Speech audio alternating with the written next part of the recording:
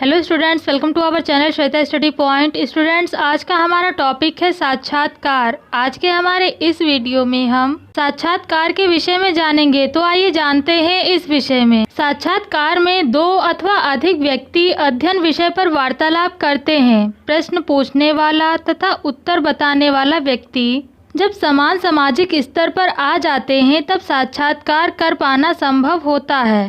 कहने का तात्पर्य यह है कि साक्षात्कार के अंतर्गत दो या फिर दो से अधिक व्यक्ति अनुसंधान का जो विषय होता है उस विषय पर एक दूसरे से बातचीत करते हैं। साक्षात्कार के अंतर्गत अनुसंधानकर्ता सूचनादाता के पास जाता है और उससे मिलकर अपने अनुसंधान विषय पर वार्तालाप करता है, अर्थात अपने अनुसंधान विषय से संबंधित सूचनाएं अनुसंधानकर्ता सूचनादाता से बातचीत के माध्यम से प्राप्त करने का प्रयास करता है। प्रश्न पूछने वाला और उत्तर देने वाला व्यक्ति जब समान सामाजिक स्तर पर आते हैं तभी साक्षात्कार हो पाता है।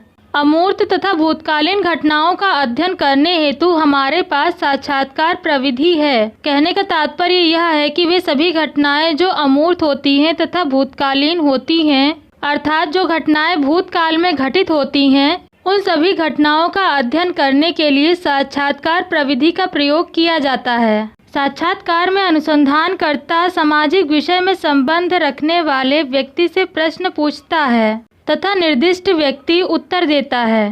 कहने का तात्पर्य यह है कि साक्षात्कार में अनुसंधानकर्ता उस सूचनादाता से अर्थात उस व्यक्ति से प्रश्न पूछता है जो उसके अनुसंधान विषय से संबंधित होता है और वह व्यक्ति अर्थात सूचनादाता अनुसंधानकर्ता द्वारा किए गए प्रश्नों का उत्तर अनुसंधानकर्ता को देता है। इस प्रविधि द्वारा अनुसंधानकर्ता बाहरी एवं आंतरिक स्थिति की जानकारी करके मानवीय संबंधों और इनकी क्रियाओं पर प्रभाव डालने वाले नवीन तथ्यों का पता लगाता है। आइए जानते हैं विभिन्न समाजशास्त्रियों द्वारा दी हुई साक्षात्कार की परिभाषाओं के विषय में। हेडर तथा लिंडमैन के अनुसार साक्षात्कार में दो व्यक्तियों अथवा कई व्यक्तियों के बीच संवाद, मौखिक प्रत्युत्तर होते हैं। दूसरे शब्दों में कहें तो हेडर तथा लिंडमैन का यह मानना है कि साक्षात्कार में दो व्यक्तियों या फिर दो से अधिक व्यक्तियों के बीच बातचीत और प्रश्नोत्तर होते हैं। सिन पाओ यंग के अनुसार साक्षात्कार क्षेत्र कार्य की एक प्रविधि है जो कि एक व्यक्ति अथवा व्यक्तियों में व्यवहार को देखने, कथनों को लिखने तथा सामाजिक या सामूहिक अंतक्रिया के वास्तविक रचनात्मक परिणामों का अवलोकन करने हेतु प्रयोग में ली जाती है। दूसरे शब्दों में कहें तो सिन पाओ यंग साक्षात्कार को क्षेत्र कार्य की एक ऐसी प्रविधि मानते हैं जिसे एक व्यक्ति अथवा कई व्यक्तियों में व्यवहार को देखने, कथनों को लिखने के लिए तथा सामाजिक या सामूहिक अंतक्रिया के वास्तविक रचनात्मक परिणामों का अवलोकन करने के लिए प्रयोग में लाया जाता है। गुडे एवं हॉट के अनुसार साक्षात्कार मूलतः सामाजिक अंतक्रिया की एक प्रक्रिया है। दूसरे शब्दों में कहें तो गुडे एवं हॉट साक्षात्कार को सामाजिक अंतक्रिया की एक प्रक्रिया मानते हैं। पीवी यंग के अनुसार साक्षात्कार को एक व्यवस्थित पद्धति माना जा सकता है जिसके द्वारा एक व्यक्ति दूसरे व्यक्ति के आंतरिक जीवन में अधिक से अधिक अथवा कम काल्पनिक रूप में प्रवेश करता है जो कि उसके लिए सामान्यतया तुलनात्मक रूप से अपरिचित है। सरल शब्दों में हम यह कह सकते हैं कि साक्षात्कार एक ऐसी व्यवस्थित पद्धति है जिसके जरिए अर्थात जिसका प्रयोग करके एक व्यक्ति दूसरे व्यक्ति के जीवन के विषय में जानकारी प्राप्त करने का प्रयास करता है। आइए अब जानते हैं साक्षात्कार की विशेषताओं के विषय में। साक्षात्कार की पहली विशेषता यह है कि साक्षात्कार में कम से कम दो या दो से अधिक व्यक्तियों का होना आवश्यक होता है। एक जो अध्ययन करने वाला है अर्थात साक्षात्कारकर्ता जो कि प्रश्न पूछता है तथा दूसरा साक्षात्कारदाता जो कि उत्तर देता है। सरल शब्दों में कहें तो साक्षात्कार में कम से कम दो व्यक्तियों का होना आवश्यक होता है। एक तो वह जो प्रश्न पूछता है अर्थात साक्षात्कारकर्ता और दूसरा वह जो कि उत्तर देता है अर्थात साक्षात्कारदाता। इसकी दूसरी विशेषता है विशिष्ट उद्देश्य।